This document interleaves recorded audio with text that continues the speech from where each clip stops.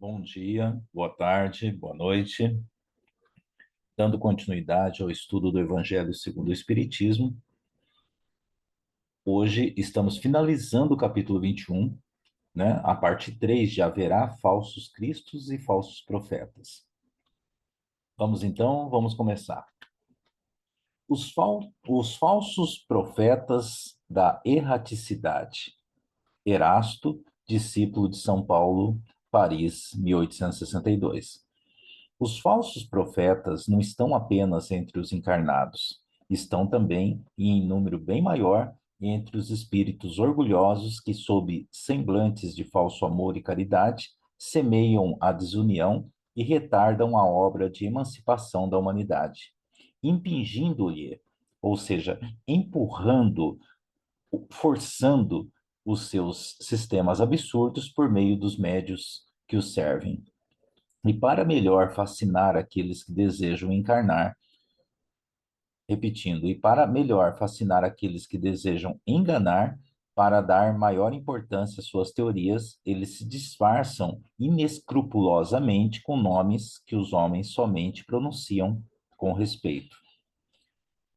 Então, esse texto aqui, ele coloca, né, sobre pessoas que se fazem passar por profetas ou líderes espirituais, mas na verdade são enganadores. Eles não estão apenas entre nós no mundo físico, mas também entre os espíritos orgulhosos que tentam dividir as pessoas e impedir o progresso da humanidade. E eles usam, né, o disfarce do falso amor, da caridade, para espalhar suas ideias por meio de médiuns que os servem. São eles que semeiam germes da discórdia entre os grupos, que os fazem isolar-se uns dos outros e a se olharem com prevenções. Apenas isso seria o suficiente para os desmascarar, pois assim agindo, eles mesmos desmentem o que pretendem ser. Cegos, portanto, são os homens que se deixam enganar de maneira tão grosseira. Mas há ainda muitos outros meios de os reconhecer. Os espíritos da ordem ao qual eles dizem pertencer devem ser não somente muito bons, mas além disso eminentemente racionais. Passai os seus sistemas pelo crivo da razão e do bom senso, e vereis o que restará. Então concordareis comigo em que todas as vezes que um espírito indicar como remédio aos males da humanidade, ou como meios de realizar a sua transformação, medidas utópicas e impraticáveis, pueris e ridículas, ou quando formular um sistema que contradiz as mais comuns noções científicas, não passará de um espírito ignorante e mentiroso. Então, esse texto, ele coloca, né, ele destaca os falsos profetas que semeiam a discórdia entre as pessoas, fazendo com que elas se afastem uma das outras e olhem entre si com desconfiança. Isso já seria o suficiente para desmascará-los, pois suas ações contradizem o que eles afirmam. No entanto, existem outros meios para reconhecê-los. Podemos submeter suas ideias ao crivo da razão e do bom senso, e veremos o que sobra. Se eles propuserem soluções impraticáveis, podemos ter certeza que são espíritos ignorantes e mentirosos. Aí, voltando aqui, por outro lado, lembrai-vos de que se a verdade nem sempre é apreciada pelos indivíduos, sempre o é pelo bom senso das massas. E isso também é um critério. Se dois princípios se contradizem, tereis a medida dos seus valores intrínsecos, buscando aquele que tiver maior receptividade e simpatia. Seria ilógico, na verdade, admitir que uma doutrina que viesse diminuir o número de participantes que fosse mais verdadeira que a outra, cujo número aumenta. Deus, querendo que a verdade chegue a todos, não a confina num círculo restrito, mas a faz surgir em diferentes pontos, para que a luz esteja ao lado das trevas por toda parte. Então, aqui, né, podemos comparar isso à forma como a verdade se manifesta na vida cotidiana. Se duas ideias opostas são apresentadas, podemos avaliar qual delas faz sentido com as pessoas ao nosso redor. Qual delas é a mais aceita e compreendida? Isso pode nos ajudar a discernir a verdade, né? Repeli impiedosamente todos esses espíritos que se manifestam como conselheiros exclusivos, pregando a divisão e o isolamento. São quase sempre espíritos vaidosos e medíocres, que tentam impor-se a pessoas fracas e crédulas, prodigalizando-se louvores exagerados, para fasciná-las e mantê-las sob seu domínio. São geralmente espíritos sedentos de poder que, tendo sido déspotas no lar ou na vida pública, quando vivos, querem ainda ter vítimas para tiranizar depois de sua morte. Em geral, portanto, desconfiai das comunicações que se caracterizam por um caráter místico e pela extravagância que prescrevem cerimônias e práticas estranhas. Sempre há, nesses casos, um motivo legítimo de desconfiança. O texto aqui nos alerta a rejeitar, sem piedade, os espíritos que se manifestam como conselheiros exclusivos.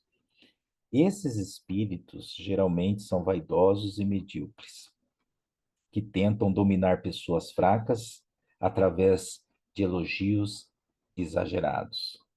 São como aqueles que, quando estavam vivos, eram tiranos nas suas casas, na vida pública, e ainda desejam ter vítimas para dominar mesmo após a morte.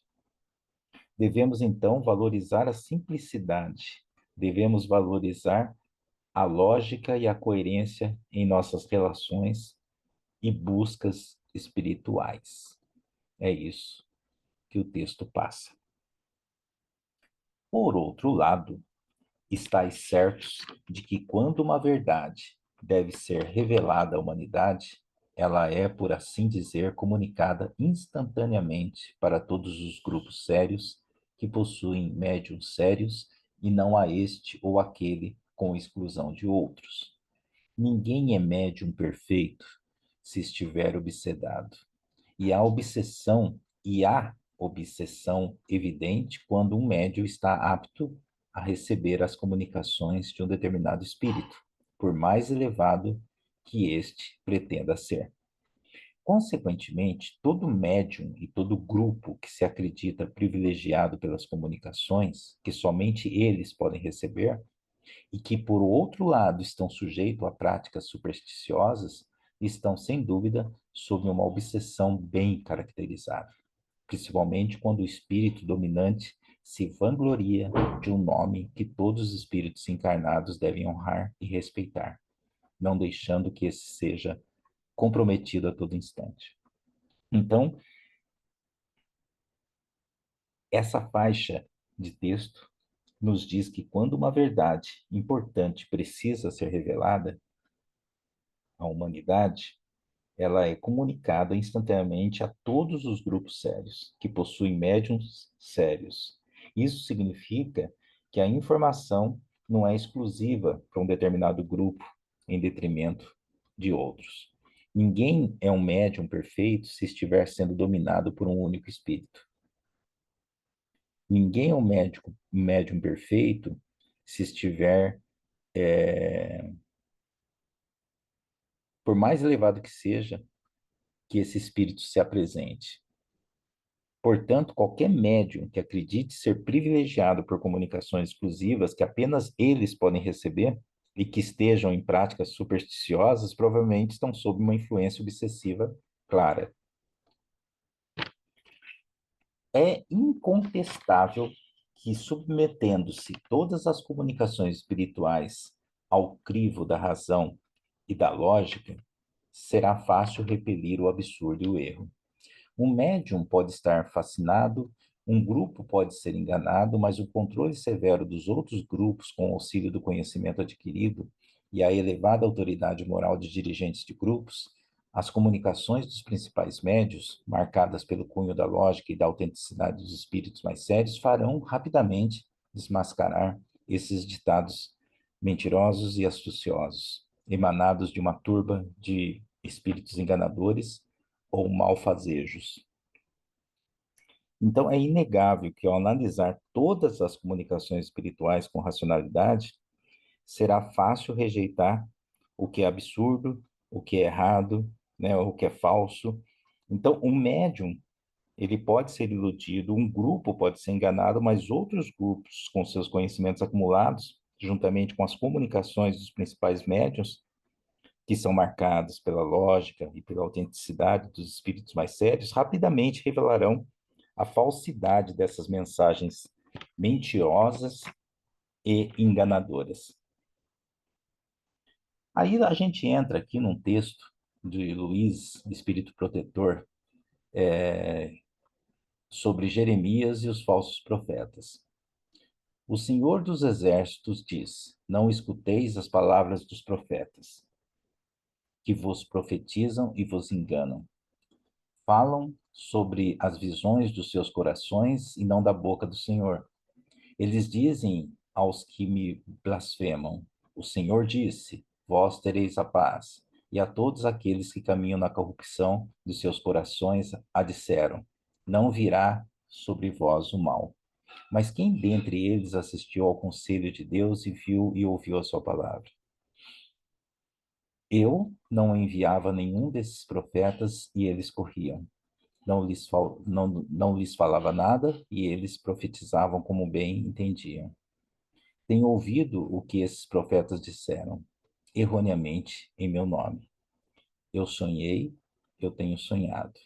Até quando se achará isso no coração dos profetas que vaticinam, ou seja, que preveem o futuro, que profetizam a mentira e cujas profecias são apenas seduções do seu coração? Se esse povo, ou um profeta, ou um sacerdote vos interroga, dizendo: Qual é o fardo do Senhor? Vos direis: Vós mesmos sois os fardos, e eu vos lançarei bem longe de mim, diz o Senhor. E está em Jeremias, capítulo 23, versículos 16 a 18, capítulo 21, capítulo 25 e 26 e 33. Desculpe, eu vou retificar. Jeremias, capítulo 23, versículo 16 e 18, versículo 21, versículo 25 a 26 e 33. Aí, o que que o texto coloca? É para a gente não dar ouvido às palavras dos profetas que nos enganam, pois eles falam apenas do quê? Das visões dos seus próprios corações. Se a gente trazer para o nosso dia a dia, é como alguém que inventa história e afirma que tudo aquilo é verdadeiro. Então, a gente tem que ter cuidado para discernir as palavras que a gente ouve. Todo o capítulo, toda essa parte 3 do capítulo, ele está colocando isso, discernir, ouvir, não dar valor apenas à palavra, né? Colocar outros critérios para a gente analisar. É sobre essa passagem do profeta Jeremias que quero vos entreter, meus amigos. Deus, falando pela sua boca, disse: É a visão do coração que os faz falar. Essas palavras indicam claramente que, já naquela época, os charlatães e os vaidosos abusavam do dom da profecia e o exploravam. Eles abusavam consequentemente da fé simples e quase cega do povo, predizendo por dinheiro coisas boas e agradáveis. Esse tipo de embuste era muito comum entre os judeus, e é fácil compreender que o pobre povo, ignorante, estava impossibilitado de distinguir os bons dos maus e era sempre mais ou menos enganado pelos impostores e fanáticos que passavam-se por profetas. Nada é mais significativo do que essas palavras. Eu não enviei nenhum desses profetas. E eles corriam, não lhes falava nada, e eles profetizavam. Mas além ele diz: Tenho ouvido esses profetas profetizando mentiras em meu nome, dizendo: Eu sonhei, eu tenho sonhado. Ele indicava dessa maneira, um dos meios empregados para explorar a confiança do povo. A multidão, sempre crédula, não pensava em lhes contestar a veracidade dos sonhos ou das visões, porque achava tudo muito natural e convidava sempre os profetas a falarem. É isso. O profeta Jeremias aqui relata sobre as pessoas que usavam do dom da profecia para enganar os outros. Podemos comparar essa situação a vendedores desonestos que tentam nos convencer de algo, tentando empurrar determinado produto. E aí falam mil vantagens do produto, né? E você compra o produto. E, para fechar, depois das palavras do profeta, escutai os sábios conselhos do apóstolo João, quando diz: Não creiais em todos os espíritos, mas provai se os espíritos são de Deus. Pois entre os invisíveis há também os que comprazem em enganar, quando encontram oportunidade. Estes enganados são bem entendidos os médiuns que não tomam as precauções necessárias. Este é um dos maiores escolhos, contra o qual muito, muitos acabam por chocar-se, principalmente quando são novatos no espiritismo. É para eles uma prova da qual só podem triunfar com muita prudência. Aprendei, pois, antes de tudo, a distinguir os bons dos maus espíritos, para não vos tornardes vós mesmos em falsos profetas. Então, resumindo, é importante adquirir conhecimento e desenvolver a nossa capacidade de avaliação.